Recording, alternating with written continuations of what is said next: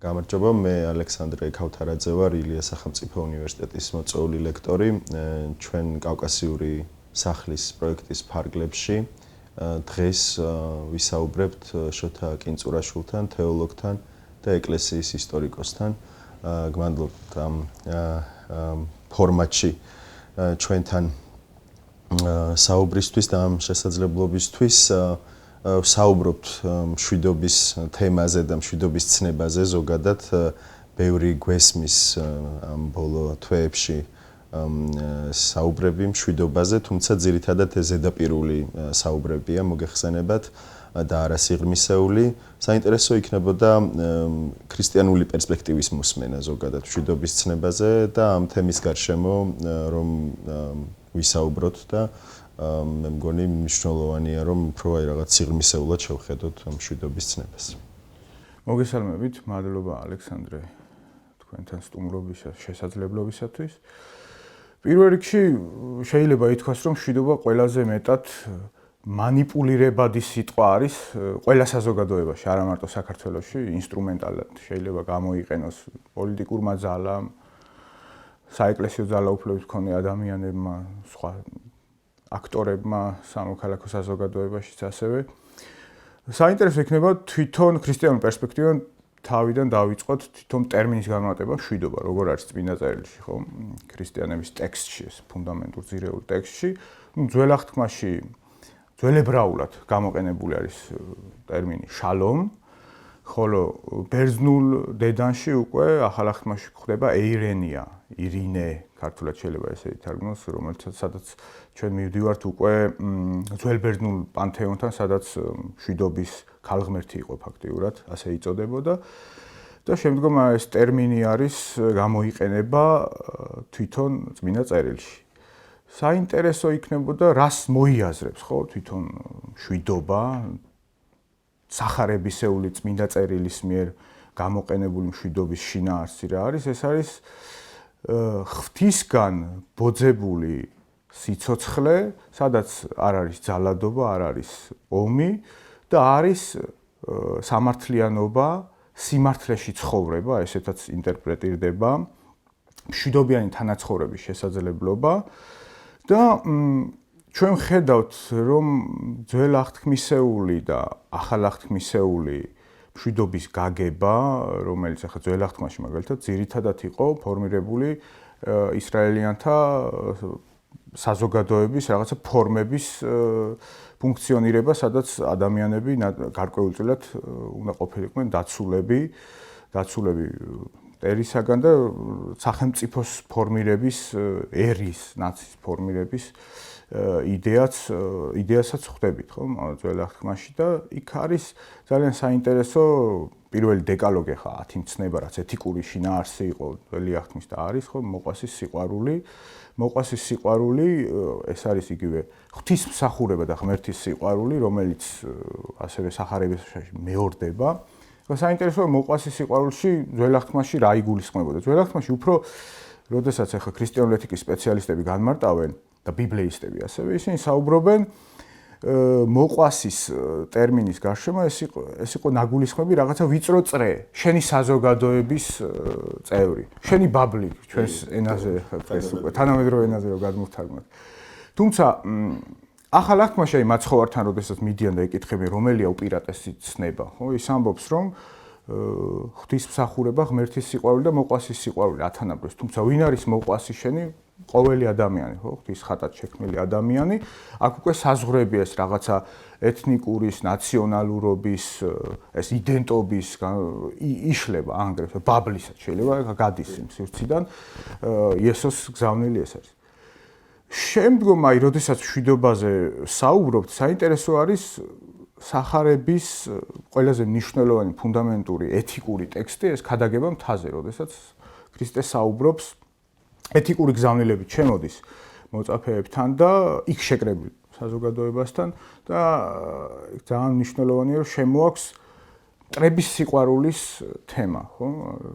დევნელების სიყვარულის თემა და თვითონ მშვიდობის ყოფილებს, აი 9 ეტარებაში, როდესაც ვხედავთ, მშვიდობის ყოფილებს უწოდებს ღვთის ძეებს, ღვთის ასულებს, ღვთის შვილებს, ასე რომ ვთქვათ, რამდენად მნიშვნელოვანია ამ კუთხით ადამიანის მუშაობა, ამ კუთხით მოწოდება, რომ იყოს მშვიდობის ყოფილი ოჯახში, საზოგადოებაში, სახელმწიფოებს შორის და ასე შემდეგ.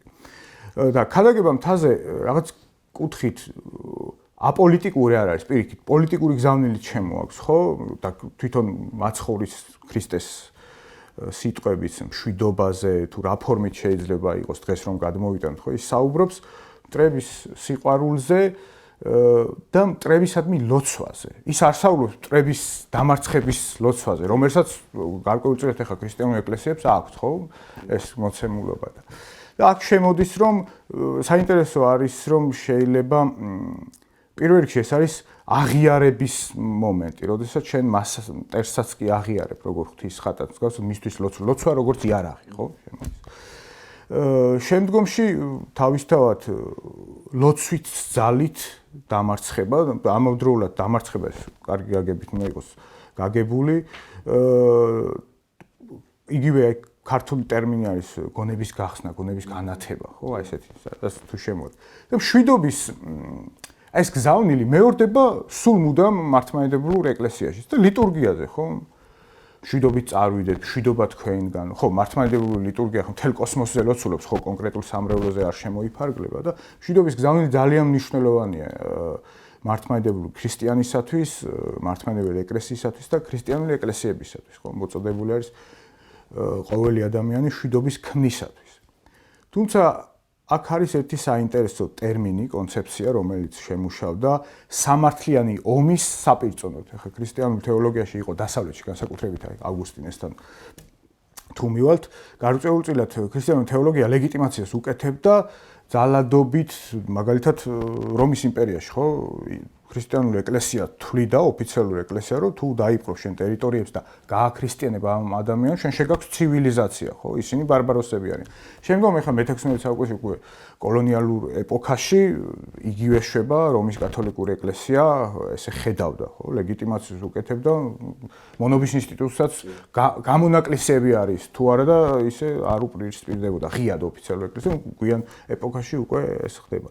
აი ამ სამართლიანი ომის კონცეფცია, რომელიც ავგუსტინესთანაც ხდება, შემდგომ დასავლელ თეოლოგებთანაც, მათ შორის აღმოსავლეთშიც, მართლმადიდებლურ თეოლოგიაში, მართლმადიდებლურ სოციალურ სწავლებაში სრულად არის უკუგდებული დღეს უკვე 21 საუკუნეში, რომელიც სამართლიანი ომის ეს ხედვა გარკვეულწილად ჰარმონიზირებას უკეთებდა ომს. თუმცა დღეს უკვე სრულად არის უკუგდებული როგორც დასავლეთში, ასევე აღმოსავლეთში და ამის საპირწონედ შემოდის ძალიან საინტერესო ტერმინი სამართლიანი მშვიდობა.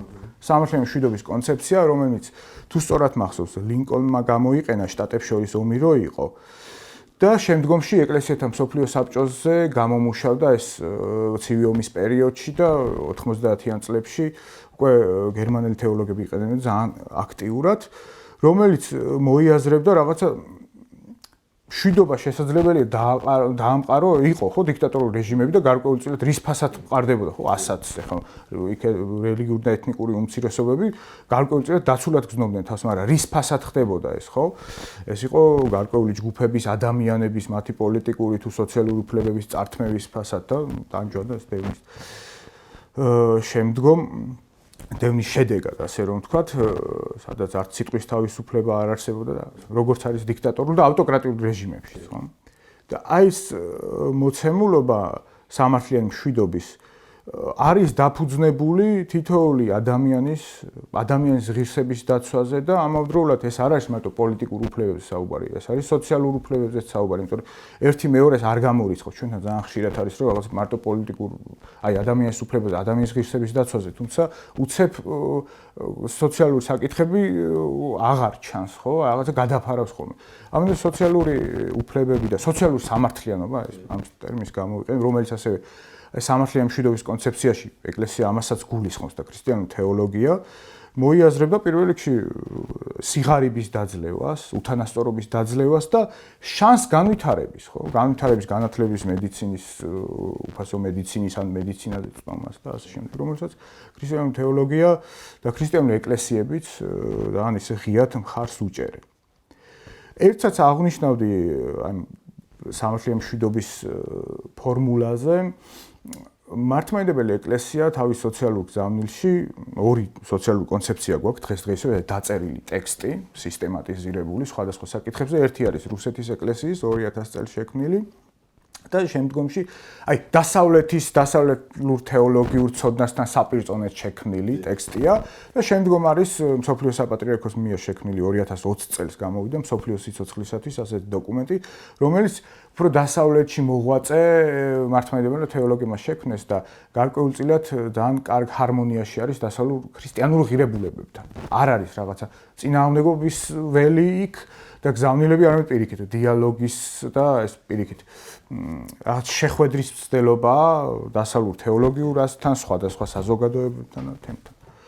და საინტერესო ის არის, რომ თუ სოციალური კონცეფცია სრულად უარყოფს მაგალითად ომს, ძალადობას, განიარაღებისაკენ მოუწოდებს სახელმწიფოებს დიალოგის მაგინასთან და მისკენ. ის საუბრობს ორ გამონაკლისზე. ერთიანი თუ სამშობლოსათვის იცავს ადამიანი, ამ შემთხვევაში შეიძლება გამონაკლისი იქნას დაშვებული, იმიტომ რომ მართლმადიდებელი ეკლესიები ძალიან ახლოს არიან ეთნიკურ იდენტობებთან. გვინდა არ გვინდა, ისინი ავტოკეფალური ფორმირების ეკლესიებია და ძალიან დიდ როლს თამაშობს ენა, ადგილობრივი კულტურა, ადგილობრივი ერი, ხალხი. მიუხედავად იმისა, რომ ის უნივერსალურია თავისი შინაარსით და თეოლოგიური დოქტრინით, ასე ვთქვათ. და ამ შემთხვევაში ერთი ლეგიტიმაცია არის თუ შენ სამშობლოსთვის იბრძვი და ეს გამონაკლისია, მეორე, როდესაც მეორე ადამიანის დაცვა გიწევს, რომელსაც ზიანს აყენებენ ან ჩაგრავენ და ასე შემდეგ. და თუმცა დღეს, როდესაც უყურებთ მოცემულობა, ჩვენ ხედავთ რა ხდება რუსეთ-უკრაინის, რუსეთის შეჭრის შემდეგ, როგორ შემოტრიალდა პერსპექტივა საერთოდ. რუსეთის ეკლესიამ მოახერხა ის, რომ რასაც შუა საუკუნეებში დასავლეთის ეკლესიაში ხდებოდით, ხო? მაგრამ შუა საუკუნეების წარმოდგენები სულ სხვა იყო. დღეს სხვა მოცემულობა გვაქვს. მოახერხა საკუთარ პასტორალურ მიწაზე ის ესე ხედავდა, მისი სულიერი შვილები არიან უკრაინელები, ისინი ესე ხედავდნენ, ვეთანხმებით თუ არ ვეთანხმებით, სხვა მართლმადიდებელი თეოლოგები, მართლმადიდებლები ზოგადად, საკუთარ მიწაზე ომის და ძალადობის ლეგიტიმაცია მოახდინა და ეს არის რაღაცა გამეორება შუა საუკუნეობრივი თეოლოგიური სამართლიანი ომის პარადიგმის კონცეფციის. ეს ასე. ანუ ესე იგი საინტერესოა ძალიან ეს სამართლიანი მშვიდობის ცნება ამაზე რომ გავამახვილოთ კიდევ ერთხელ ყურადღება, იმიტომ რომ როცა მშვიდობაზეა ძალიან ხშირად საუბარი და ჩვენთანაც რომ იყო თითქოს ესე იგი მხოლოდ იმ კონტექსტში რომ მშვიდობა ნიშნავს უბრალოდ რომ შეიარაღებული კონფლიქტი არ იქნება, იქ ბომბები არ ცვივა და ასე შემდეგ. მაგრამ მშვიდობა ამაზე მეტია სინამდვილეში და ის სამართლიანი მშვიდობის იდეა ამას ნიშნავს, რას ეფუძნება სინამდვილეში, ხო ეს მშვიდობა, რომ რაღაც მოჩვენებითი ის არ იყოს, რა ქვია, რაღაცა კონცეფცია და ცნება. აი ამ კონტექსტების გათვალისწინებით საინტერესო იქნებოდა ასევე იმის მოსმენა, ანუ თქვენი პერსპექტივის მოსმენა ამ საკითხზე, რომ აი როგორ ხედავთ ეკლესიის როლს, აი უამრავი კონფლიქტია, ხო, მათ შორის რა ვიცი, სოფლიოს სხვა კუთხეში, რეგიონში, მაგრამ ჩვენთანაც, ხო, ზოგი კონფლიქტი გაყინულია, ზოგი რაღაც აქტიურ ფაზაშია. ამის ფონზე ეკლესიის როლი როგორ შეგვიძლია დავინახოთ, აი იმ კონტექსტის გათვალისწინებით, რაზეც ვისაუბრეთ, აი ამ სამშვიდობო პოლიტიკაში იქნება ეს თუ რაღაცა დიალოგში, კონფლიქტების ტრანსფორმაციაში. ძალიან კარგად აღნიშნეთ, ეკლესია ამ შემთხვევაში შემოდის როგორც აი თავის სახარებისეული ვალდებულების აღსრულებით, ეკლესია როგორც მშვიდობის ყოფილი, ხო? მშვიდობის მომტანი. კი, რა თქმა უნდა, არსებობს ეკლესიის ორ სახეს გამოვყოფთით, ხო?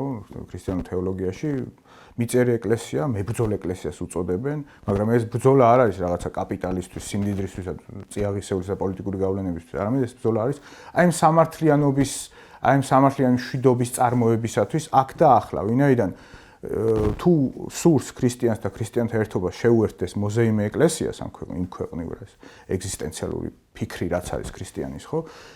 ამ გზაზე გადის, ხო? გასავლელი აქ არის, როგორც მაცხოვარი იბადება, თავისი მშვიდობის გზავნილით შემოდის, ჯვარს ეცმება და შემდგომ აღდგომა მოდის, ხო? და ძალიან კარგი გამოცდილებები აქვს მართლმადიდებელ და ასევე კათოლიკურ ეკლესიას. კათოლიკური ეკლესიის და ზოგადად რომის დიპლომატია ხშირ შემთხვევაში ძალიან წარმატებული იყო, მაგალითად რუანდას კონფლიქტში იყვნენ ჩართული, აფრიკის თვითონ რელიგიურ საზოგადოებაში რელიგიური ავტორიტეტის გზავნილი ძალიან მნიშვნელოვანია და ის ყოველთვის მუშაობს. ყოველთვის არა, მაგრამ ნაწილობრივ მუშაობს და ამ შემთხვევაში ეკლესია რაღაც შუამავალი რგოლათაც ევლინებოდა აფრიკის ქვეყნებში, ლათინური ამერიკის ქვეყნებში ისეთი გამოცდილება ჰქონდა 60-იან წლებში დიქტატორული რეჟიმები, როდესაც მოვიდნენ პირიქით, ღიად ეწინააღმდეგებოდნენ ავტოკრატიული, იმიტომ რომ ხედავდნენ, რომ ადამიანების ჩაგვრა იყო, ექსპლუატაცია იყო, პოლიტიკური ნიშნით, ეკონომიკური ნიშნით, ხო? და ამ შემთხვევაში ეკლესია თავის ვალდებულების და აღსასრულებლად იყენებს ამ პროფეტულ გზავნილს, ხო? და ამოწმებს იმ ღირებულებებს იცავს, რის გამოც ფაქტეურად რასაც ეწირებიან ხო ადამიანები და რეჟიმი ან ესა თუ ის ადამიანთა ერთობა რასაც თელავს ხო ადამიანის ღირსებას, ადამიანის სიცოცხლეს, ართმევს ეს ძირეულ უფლებებს. მართლმადიდებელი ეკლესიის გამოცდილება ამ კუთხით ძალიან სუსტია. ვინაიდან ახლა ისტორიულ მოცემულობას უნდა შევხედოთ, იყო ბიზანტიის იმპერია, შემდგომ რუსეთის იმპერია, ეკლესიები იყვნენ ნაწილი ამ იმპერიის ნაწილი იყვნენ და იმპერიის მეგობრებიც იყვნენ, ხო? იყო შიგადაშიგ პოლიტიკური უთანხმოებები, თუმცა ძირითადად ახლა რუსეთის ეკლესიის მოცემულობა რომ ავიღოთ, ისტორიულად გამოჭედილი არის, რომ ეკლესია რაღაცა არა მარტო ბიუროკრატიული აპარატი, არამედ სახელმწიფოსთან შერწყმული ორგანიზმი იყო. აი საქართველოს შემთხვევაში უკვე სხვა პატარა ქვეყნების შემთხვევაში სხვა მოცემულობა აქვს. საქართველოში რაც არ უნდა ამტკიცონ ახალი ძველი თაობის ან ახალი თაობის ეკლესიის ისტორიკოსებმა, რომ აი ესეთი რაღაცა იდენტობის მაშენებელი იყო, ქვაკუთხედი იყო სახელმწიფო ერთიანობის და ასე შემდეგ. ხშირად იყო ეკლესია წინააღმდეგობაში მოდიოდა პოლიტიკურ ხელისუფალთან, ხო? ეთანხმებოდა თუ არ ეთანხმებოდა რამდენად ქრისტიანული იყო, ან რამდენად კარგი ქრისტიანი იყო ესა თუ ის სასულიერო ლიდერი, შეიძლება პოლიტიკურ ხელისუფალთან, მის პოლიტიკურ ხედვებთან წინააღმდეგობაში მოსულიყო. ჩვენ შემთხვევაში სხვა გამოცდილება გვაქვს, უფრო ეს არის დღეს რაც ფორმირდა, ეს არის ერის ერთობის რაღაცა მხარდამჭერი გამაერთიანებელი გარკვეულწილად აი 90-იანი წლების შემდეგ მაგრამ ფიქრობ ხოლმე და აი არის ცდილობები რომ ეს დიალოგის რეჟიმი ჰქონდეს რამდენად წარმატებით განსაკუთრებით ადრეულ პერიოდს გულისხმობ 90-იანი წლების შემდეგ თუმცა არის შეცდომები არის კრიტიკაც სამართლიანი სხვადასხვა პოლიტიკური ძალის მხრიდან იყო განსაკუთრებით ზვიადის პერიოდში ახლა ჩვენ ვიცით და ამ კუთხით გამოცდილება ესეთ ღიად ჩართულობა კონფლიქტის მხარეების შერიგების და ასე შემდეგ მოწოდებები არის განსაკუთრებით ახლა აღნიშნავდი ჩვენ შემთხვევაში ჩვენ ვართ ოკუპირებული ქვეყანა ხო ჩვენი ერთიანობა ქვეყნის არის დაშლილი ასე რომ ვთქვათ დასერილი და გახლეჩილია სხეული გახლეჩილია საზოგადოებას გახლეჩილია მრავალეთნიკური ვიტყოდი ქართული საზოგადოება ხო მარტო არ არის ეთნიკურად ქართველი ჩვენ კავკასიაში ერთ-ერთი მრავალფეროვანი ერი ვართ როგორც კულტურულად ასევე ენობრივადაც ვიტყოდი და აქ ეკლესიის როლი მე რასაც ვაკვირდებოდი საინტერესო იყო ერთი პერსპექტივიდან საქართველოს მართლმადიდებელი ეკლესია მორწმუნე საზოგადოებას ესაუბრება სინოდალური დადგენილებებით და პატრიარქის ენციკლიკა პატრიარქის ეპისტოლეებით რომელიც საკმაოდ ესეთ საზოგადოებაზე გავლენა ჰქონდა და ხან იყო პოზიტიური, იყო კრიტიკული შეფასებები, რაღაცა მოსწონს მორწმუნე ადამიანს და ისე მოქალაქეს რაღაც არ მოწონს, ეს ძალიან ბუნებრივია. თუმცა ჩვენ იქ უნდა იქ დავინახოთ ერთი რამ, აი როდესაც გადავხედავთ ამ ტექსტებს, ხო, ეს წელიწადში ორჯერ საშობავს აღდგომასთან, განსაკუთრებული მოცემულობა თუ აქვს ზავნელის აკეთებს დღეს უკვე საპატრიარქო, ხო. ხედავთ, არასოდეს არ არის მოწყვეტილი იგივე აფხაზი ძმები ან ოსი დაძმები ხო ყოველთვის მუდმივად ეს მეორდება ეს რაც არ უნდა ხელისუფლებები შეიცვალოს ეხლა ქონდა კათალიკოს ესეთი გზავნილი რომ ისინი ჩვენი ერთობის ნაწილია და მუდამ შერიგებაზე ამავდროულად ეხლა მეორე მხარეა ვინ არის ხო ამ კონფლიქტის ორგანიზატორი დღემდე ვინ არის ეს არის ღიად რო ვამბობთ არის არსებობს ესეთი ძალა რუსეთის იმპერიალისტური ძალა ყოველთვის ხედავდით ეკლესიის მხრიდან რომ რაღაცა ირიბად თუ გაბედავდა კრიტიკას ხო სხვა ეკლესიებს სხვა გამოცდილება აქვს რომელიც შეიძლება პირდაპირ საუბროს ეს შეიძლება ეს ვთქვათ რომ საბჭოთა საეკლესიო დიპლომატიის ნაწილი იყო და ამ ფორმით ცდილობდა ეკლესია თუმცა მე ვთვლი რომ წარუმატებლად ეს არ უძლებს არანაირ კრიტიკას მეორეს მხრივ აფხაზებთან და ოსებთან საუბარი ძალიან მნიშვნელოვანია, აი საუბარი გულისხმობს ორივე მხარეს. ეხლა ერთია თუ მიდის, აი საინტერესო ის არის, რომ აი აფხაზ მოქალაქეებამდე თუ მიდის ეს გზავნილები და რა რეაქცია აქვთ მათ, ხო? ეს ხო ჩვენ არა გვაქვს, ვერ ვეჭიდებით ამას. ეხლა მე როგორც კვლევარს არ ვიცი იქიდან რა გზავნილები მოდის. ეხლა ცალკე არის სახალხო საეკლესიო დიპლომატიაც არსებობს, რამდენად წარმატებულია ეს ძალიან ისეთია მოუხელთებელი არის კვლევარისათვის, ხო? თუმცა ფაქტი ერთია, რომ საქართველოს მართლმადიდებელი ეკლესია ეს კათოლიკოს ქონდა ის რომ სულ მუდამჟამ ეს გზავნილი არ იკარგებოდა, ხო, მოიაზრებდა, იქიდან რა ხდება, ეგ უკვე სხვა მოცემულობა. მეორე ფაქტსაც ვიტყვი, დავიწყებ იქიდან რომ თვითონ ავტოკეფალისტები როგორ ხედავდნენ, ხო, ჩვენ დამფუძნებელი მამები ახალი ავტოკეფალური ეკლესიის საქართველოში კირიონის გზავნილს როდესაც გადავხედავთ, გუჯარით როდესაც აირჩიეს და მიმართა საზოგადოებას, თავის გზავნილით სამი მოცემულობა ჰქონდა. ერთი მოცემულობა ეს იყო, სამი გზავნილი ჰქონდა, რაც უნდა აესრულებინა ეკლესიას, პროგრამა დაუდო. პირველი იყო ეკლესია საეკლესიო ცვლილებები, რომ დროსთან შესაბამისობაში მოსულიყო იმპერიის ეკლესია, აღარ უნდა გამეურებულიყო ისე როგორც იყო იმპერიის მსახური ეკლესია, ახალ ავტოკეფალურ ეკლესია, სხვა გამოცდილებები და სხვა შესაძლებლობები ჭირდებოდა. მეორე იყო ეკლესია როგორც განათლების მატარებელი, როგორც შემქმნელი ცოდნის და ასევე გამტანი და გამზიარებელი და მესამე იყო მშვიდობის გზავნილი. ის საუბრობს, რომ ისრაელიანთან თორა, მუსლიმთა ყურანი და ქართველთა სახარება კავკასიაში ყოველთვის მშვიდობიანად თანაცხოვრობდნენ და მოდი ამ კუთხით ვიმუშაოთ, ისევ გავაგრძელოთ ეს გზა და როდესაც დამოუკიდებლობა გამოცხადდა, აქაც 26 მაისის გზავნილში პატრიარქს უწერია გაუმარჯოს თავისუფალი საქართველოს, გაუმარჯოს თავისუფალი საქართველოს ყველა იმ ერებთან ერთად, ვინც საქართველოში იცხოვრებენ. ეს ძალიან მნიშვნელოვანია, ეს არ უნდა დაიკარგოს. ესე იგი, ჩვენი მახასიათებელი იყო მართლმადიდებელი ეკლესია ესე ხედავდა, ხო? დღეს აღარ არის, თორემ აი ავტოკეფალიის პერიოდში, როდესაც აღდგენაზე დაიწყო ბრძოლა, გამოაცხადეს ავტოკეფალია. პირველი პრობლემა რაც იყო რუსებმა, რაც მოიხელთეს, ხო, იმპერიის ეკლესიამ, უკვე იმპერია დაშლილია ფაქტიურად, დროებითი მთავრობის ეკლესია ის ამბობს, რომ კი მიიღეთ ეროვნული ნიშნით ავტოკეფალია, რომელიც ყოველგვარ საეკლესიო ნორმებს არღვევდა. თუმცა აი ბერძნები, ოსები, რუსები, რომლებიც თქვენს იურისდიქციაში არიან, ამას ჩვენ დავიქვემდებარებთ. გასცა საქართველოს ეკლესიამ, ქართულმა ავტოკეფალისტებმა პასუხი, რომ არა, ჩვენ ეთნიკური ნიშნით ეკლესიისთვის არ ვიბრძვით. ჩვენ ეს ერთიანობა მრავალფეროვნებაში, ასე ვთქვათ. ეს ძალიან მნიშვნელოვანი რაღაც გამოცდილებაა, რომელსაც უნდა ჩავეჭიდოთ. თუმცა ვიტყოდი, აი ჩემი პირადი გამოცდილებიდან, რაც მე თვითონ ნახე, აი ნიქოზის ეპარქიაში, ცხინვალში, ხა ცხინვალის უდიდესი ნაწილი ოკუპირებული არის. და რას ხედავთ, ხო? არის ერთი საკათედრო ტაძარი, მღვდელმთავარი, რომელსაც ვერ ახორციელებს თავის ორ სოფელში არის ფაქტიურად მღვდელმთავარი მეუფე ისაია.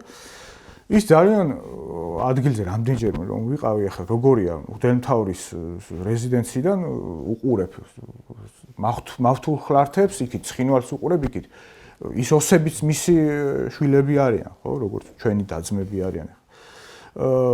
და ხედავ რომ ხელფეხი გაქვს შეკრული, ხო, იქ რამდენად ვიცი დედათა მონასტერი ფუნქციონირებს და თულ პირობებში. და იქ დავინახე ეს მშვიდობის და შერიგების იდეა, როგორ ხედავს ეს ადამიანი, რომ ფაქტიურად მღვდელმთავარი აცოცხლებს ადგილობრივ თემს ზემო ნიქოზში.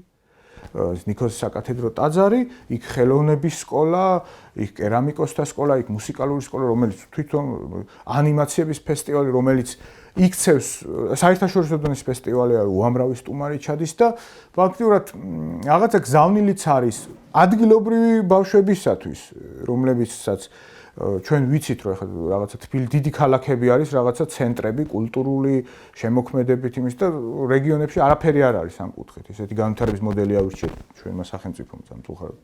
ამ მოცემულობაში საზღვრისპირა რეგიონში, სადაც მუდმივად საფრთხეა სადაც ოკუპირებულია შენს ხეხილში და შენს გაგივლეს ღობე და ეს და იქ რომ მუდმივად ესეთ რაღაცას აკეთებს მისასალმებელია და მისი რამდენიმე სასულიერო პირი ხარ რა ძიმე მოცემულობა არის ესეც ხედავთ მაგრამ და ამავდროულად არის კარგი გზავნილი ხო მეორე მხარეს ახლა მეორე მხარეს რამდენად ესმის ან იქ დარჩენილი ქართველები ხო ჩვენ გვავიწყდება რომ აფხაზეთში ხო ეს გალის რეგიონში არიან ქართველი მე თვითონ აფხაზეთიდან დევნილი ვარ იქ დაბადებული ვარ და არიან ქართველი საზოგადოება ხო ეთნიკურად ქართველები დარჩენილი არიან აფხაზები რომელსაც პრობლემები აქვს დღეს რუსეთთან აი აქ სულ ვფიქრობ აი ეკლესია რა ფორმით შეიძლება შემოვიდეს ერთია გზავნილი მაგრამ აი ხელჩასაჭიდი როგორ შეიძლება სად იმიტომ რომ ხედავთ რომ ახლა ცხუმაფხაზეთის ეპარქია გვაქვს ახლა მაგაზეც გამახსენდა ერთი რამ იყო მღვდელმთავარი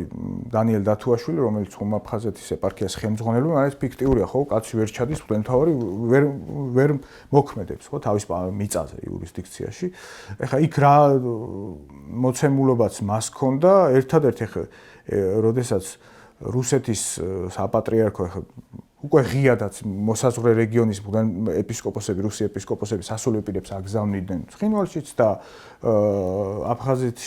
აფხაზეთის რეგიონშიც. აქ საქართველოს ეკლესიამ კათალიკოსმა ეს რაღაც ტიტულის მიერთება მოახდინა, გარკვეულწილად ცხუმაფხაზეთის მიტროპოლიტის ოხუმს. ესეც აქ შეიძლება საეკლესიო კანონმდებელმა თქვას, რომ ეს არ არის ესე არ ხდება, თუმცა ეს იყო პოლიტიკური აქტი.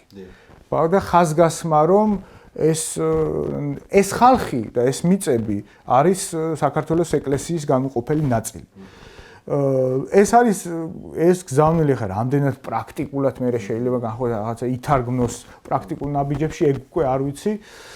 თუმცა მე მივესალმებოდი ყოველთვის ეკლესიის მყარ პოზიციებს რო კონდეს იგივე რუსეთთან, რუსეთის ეკლესიასთან მიმართებაში, იმიტომ რომ 3 ათეული წელიწადია ვხედავთ ამ დიპლომატიურ ცდილობებს, ირიბ დიპლომატიას თუ პირდაპირ, რომელსაც არანაირი შედეგი არ მოაქვს და ჩვენ ხედავთ უკრაინის მაგალითს. ძალიან საინტერესო მოსაზრებები მოვისმინეთ ნამდვილად და მადლობა ამ პერსპექტივების გაზიარებისთვის. ჩვენი საუბრების მიწურულს ყოველთვის ტრადიციულად საუბრების ბოლოს სვამთ ერთ კითხვას ხოლმე, ეს კითხვა ამ ყველაფრის ფონზე რაც ახლა ხდება და რაზეც ზოგადად ვისაუბრეთ ასევე და არა მარტო ახლა ხდება, დიდი ხანია ხდება, მაგრამ ჩვენ ქვეყანაშიც და რეგიონშიც და მსოფლიოშიც ესეთი კითხვა გვაქვს ხოლმე აი სიღრმისეულ მშვიდობაზე როცა ვსაუბრობ და არა ზედაპირულზე ხო და იმ პერსპექტივაზე რაზეც ვისაუბრეთ აი ამ მშვიდობას თუ აქვს პერსპექტივა თქვენი აზრით და მომავალი საერთოდ ეს შეიძლება დავიყვანოთ ძალიან კონკრეტულ ამბებამდე ანუ რაღაც კონკრეტულ კონფლიქტებამდე ჩვენი ქვეყნის კონტექსტზე თუ რეგიონზე და ასე შემდეგ მაგრამ აი რა მომავალი შეიძლება კონდეს თუ შეიძლება კონდეს ისევ აი დაუბრუნდები სამართლიანი მშვიდობის კონცეფციას რომელსაც ხშირად იყენებენ დღეს ქრისტიანი თეოლოგები და ქრისტიანული ეკლესია რაზე დგას ხო სამართლიანი მშვიდობა თითოეული ადამიანის არ გამოიყენებ ინდივიდს ქრისტიანი თეოლოგები იყენებენ პიროვნებას პერსონას თითოეული პიროვნების კეთილდღეობის სწრაფვაზე ხო და ეს კეთილდღეობა რას მოიაზრებს ეს კეთილდღეობა მოიაზრებს უფრო ბევრ ძლიერ ფუნდამენტს გარკვეულწილად. ეს ძლიერი ფუნდამენტი გამოსახულია პოლიტიკურ უფლებებში, პოლიტიკური უფლებების განხორციელებაში, სოციალური უფლებების განხორციელებაში და განვითარების შესაძლებლობაში საზოგადოებრივ. რაც ჩვენ ხედავთ დღეს პირიქით ხდება, ხო? პირიქით პოლიტიკური და უფლებების წართმევა და ამას მოჰყვება მათ შორის სოციალური უფლებების შელახვაც. თუ ჩვენი ეკონომიკური მოცემულობა ისეთი მძიმე არის, ჩვენ საზოგადოების რაღაც 25% არათუ ოკუპირებულია რაღაც ნაწილი საზოგადოება წასულია ხო ქვეყნიდან ამ როგორც მშრომელი ძალა და ყოველდღიურად ეს კვოტა მიგრაციის იზრდება საქართველოსთან. ამ ასეთ შესაძლებლ ამ მოცემულობაში დღეს რა მოცემულობაც გვაქვს რომ არის რაღაცა ამ ტერმინს იყენებენ პოლარიზებული საზოგადოება. დაპირისპირების რეჟიმშია საზოგადოება. ამ შემთხვევაში ხელისუფალი ან პოლიტიკური ავტორიტეტები, რომელიც სამწუხაროდ ძალიან აქა-იქ თუ იპოვი, სამოქალაქო საზოგადოება, მათ შორის ეკლესიაში წარმოდგენილი ადამიანები, ვისაც ვისი სიტყვაც ფასეულია და ღირებულია, იგივე სამოქალაქო საზოგადოებისათვის, იგივე თვითონ მორწმუნე საზოგადოებაში, არ გამოვყოფთ ის ხაზს არ გავუსვამდი, როგორც ერთიან ერთობაში, რაღაცა დიალოგის რეჟიმი სამართლიან პირობებში. ეს ძალიან მნიშვნელოვანია. თუ შენ მე არ მთავაზებ, აი წმინდა სამების ხატი, ეს რუბლიოვის ხატი, ცნობილი, რომელიც მრავალჯერ მე ითარგმნა სხვადასხვა იმაში, სხვადასხვა ფორმით ინტერპრეტირდა და დაიწერა. იქ არის ესეთ ვხედავთ, რომ მამრეს მუხასთან სამი ანგელოზი, ხო, ეს ძველი აღთქმის იმას იმეორებს, სამი ანგელოზი მაგიდასთან ზიან და მეოთხე მხარე თავისუფალია. სოფლიო პატრიარქი ბართლომეოსი სულ მუდამ საუბრობს, რომ ეს არის აი დიალოგის მოწვევა ადამიანს, როდესაც ადამიანთან უნდა დაჯდეს ეს საუბარს, არ აქვს ალტერნატივა. თუმცა სამართლიანი პირობები, როდესაც შენ ხარ აი არ გაღიარებ შენ პირველ რიგში თუ ისევ დაბრუნდებით ქადაგებამ თასთან და მაცხოვრის მიერ გზავნილს, როდესაც მტრების სიყვარული და მტრებზე ლოცვა, ხო? იქ უკვე როდესაც შენ მტერზე ლოცულობ, ესე იგი შენ მას აღიარებ როგორც შენს თანამოძმე მეგობარს შემდგომში, რაღაც ალტერნატივა გააქვს და თუ შენ მხარე არ გაღიარებს და პირიქით ცდილობს შენ დაჩაგვრას, დაჯაბრნას და ეს ამ შემთხვევაში უსამართლო პირობებში სამართლიანი მშვიდობა უსამართლო დიალოგის პირობებში სამართლიანი მშვიდობაზე საუბარი წარმოუდგენელია. დიდი მადლობა კიდევ ერთხელ ამ საინტერესო მოსაზრებების გაზიარებისთვის, ამ პერსპექტივების გაზიარებისთვის. ძალიან მნიშვნელოვანია ყოველთვის ამის მოსმენა, მით უმეტეს იმ კონტექსტში, რა კონტექსტშიც ვიმყოფებით ჩვენ და კიდევ ერთხელ მადლობა ამ შესაძლებლობისთვის და ამ საუბრისთვის. დიდი მადლობა თქვენ, ასევე ამ შესაძლებლობისთვის.